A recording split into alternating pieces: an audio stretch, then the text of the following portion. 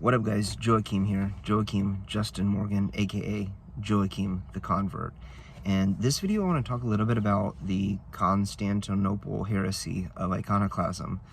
So usually we refer to this just as iconoclasm, or I think, at least in the Orthodox Church, like the tendency is to want to view it as something removed from the Orthodox Church, something that was an external force that came against the church. And in a way, I think that's accurate. It was an external source that came against the church, but because it's not something within the church. The people that held to the true faith did not believe in iconoclasm. They didn't believe in the destruction of the icons. They didn't believe in destroying the iconography of the churches and things like that. So I mean, I guess in that sense it's true to say, but the thing is that a synod of bishops were complicit in agreeing with this, and the iconoclasm of the Eastern world of the within the church, it lasted,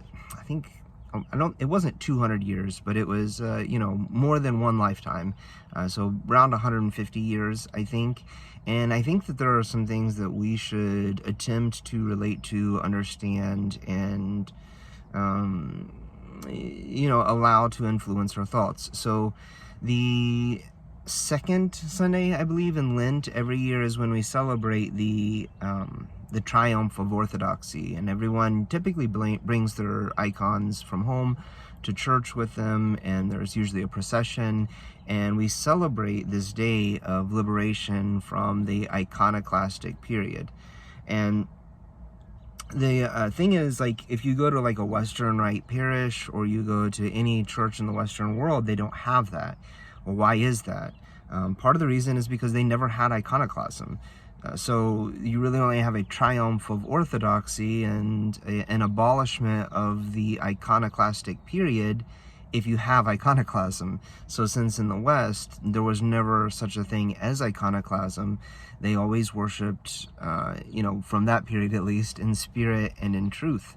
So they didn't outlaw the icons. It was Rome, the See of Rome at that time, who was the defenders of the Orthodox faith. They were actually the ones who held to true orthodoxy, and it was the East that ran headlong into heresy. And there's a number of times where people in the East, the Orthodox lay people, had to stand up and speak against bishops and speak against people from within the church hierarchy that were espousing heresy of that kind. St. Mark of Ephesus definitely comes to mind on that topic. So I think those are important things to remember and to consider, because probably that's not the last time that heresy will come up, that there will be a need for people to defend the Orthodox faith. And we shouldn't be so quick to... I've seen people dismiss Western Rite liturgies, and I know I've been kind of on a kick recently about discussing the Western Rite, but part of that is that it keeps coming up. I guess people argue against me on things, and so I feel the need to, share more information about it. But so one person, this was a very, very popular Eastern Orthodox person with thousands upon thousands of subscribers, but they were trying to make the case that the liturgy of the church is what sustained the East, and that the Western liturgies were deficient.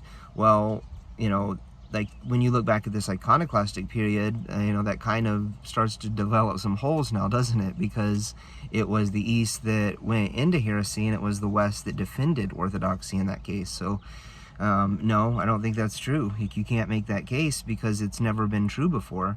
I've also spoken with people, even within my own parish, that made the case that a synod of bishops would protect the church. Like, we would never have to worry about heresy. We would never have to worry about any of these issues.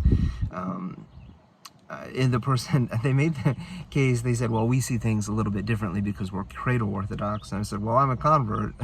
And, obviously it's even in my name. But, I have read church history, and I have read the saints, and I have read the church fathers. And of course, more than any of those, I've read the scriptures.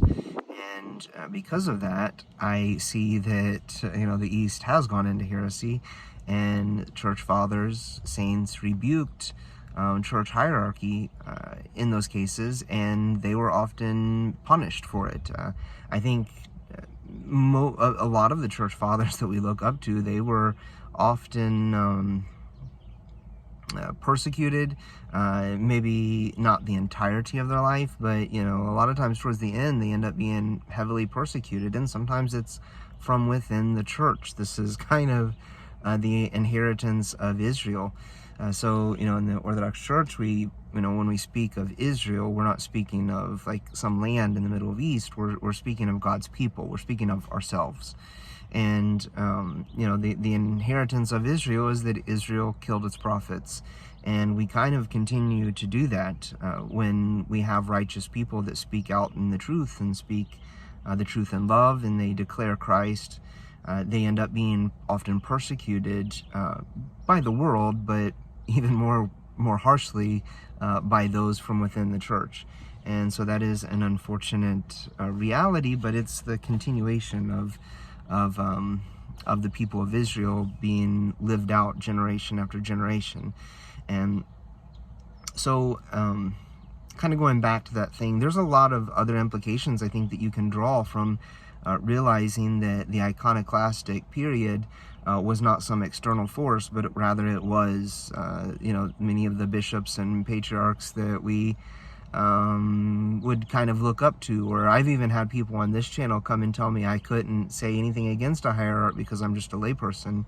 But that's not the history of the church. That's not the way the church has worked. It's, in fact, I'm pretty sure there's canons and councils that actually explicitly tell lay people that it is their responsibility to speak up, to stand in disagreement against bishops when they espouse heresy.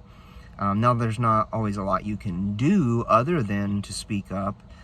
You can't depart from the church because of that. You can't run off and like join some Protestant church. That would not be right either. But you do have to speak up. You have to stand your ground, and you have to speak the truth in love. And that can be difficult to ask a layperson to do, maybe more so than it should be for bishops and hierarchs, but it's still the reality, it's still the truth. So there's that. But when we consider these things, I think it's good to also consider the state of the schisms within the church. So there are several groups of ancient patriarchates that are a succession of the apostles, and most certainly like the Anglicans come to mind. They seem today in 2022 to continually progress from year to year further and further and further from the church.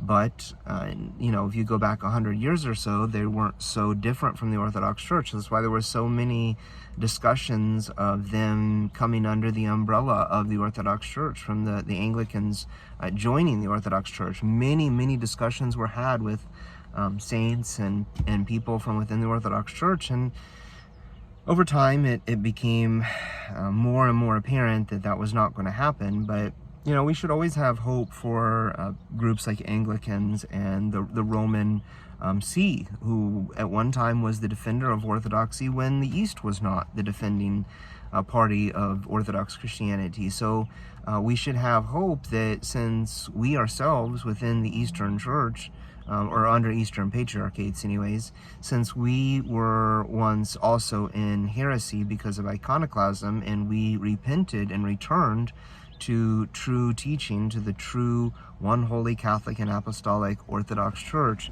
that this would also be true of our brothers in the West, the Western See of Rome, the Anglican Church, that they also would repent and return to the one holy Catholic and Apostolic Orthodox Church. So in the meantime, I hope that these groups like what are they called? Western Rite parishes, Western Rite jurisdictions. I know Antioch, the Antiochian Western Rite is fairly is coming along. There's a lot of those churches now, and then of course Rokor, the Russian Orthodox Church outside of Russia, they have a lot of Western Rite parishes that celebrate the Saurum liturgy. I think in the Antiochian liturgy they usually do this liturgy of Saint Gregory the Great, and then there's several others. I actually recently got the liturgy of Saint John the Divine, which was translated by Father Michael Wood, who I believe is located in Scotland. I'd love to do a video on that coming up soon. It's actually the Stowe Missal liturgy. And anyways, I'm kind of getting off topic now, but I will talk to you guys in a video soon. Hopefully those have given you some thoughts and things to consider, and take it easy.